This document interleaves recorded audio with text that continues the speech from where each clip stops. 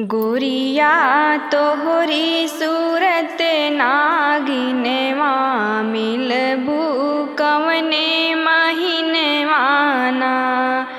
गोरिया तोहरी सूरत नागिनवा मिलबू कवने महिनवाना। मिलबू कवने महिनवाना।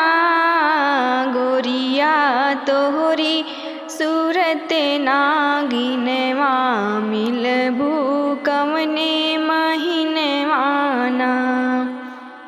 4 महीना गर्मी पड़ते हैं, 4 महीना गर्मी पड़ते हैं, गर्मी पड़ते हैं, गर्मी पड़ते हैं।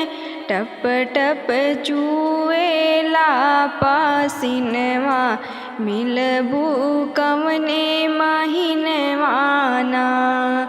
टप टप चुएला पसीनवा मिलबू कवने महिनवाना।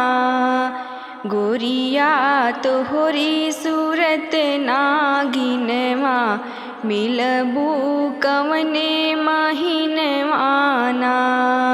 गोरिया तोहरी सूरत नागिनवा मिलबू कवने महिनवाना।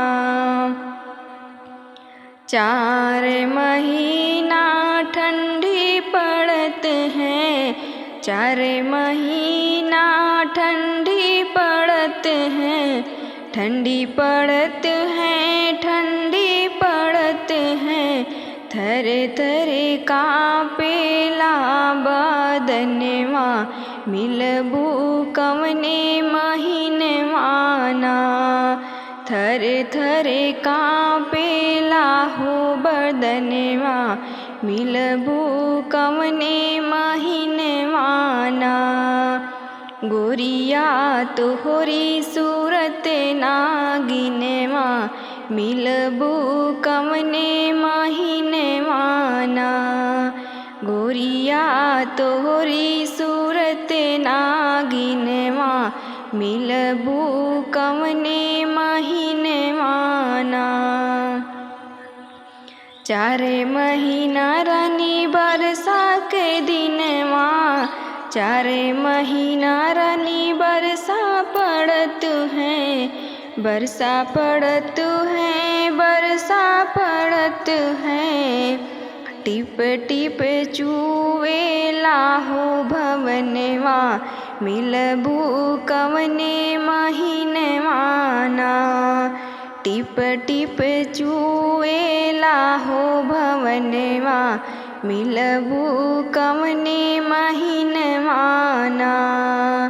गोरिया तोहरी सूरत नागिनवा मिलबू कवने महिनवाना।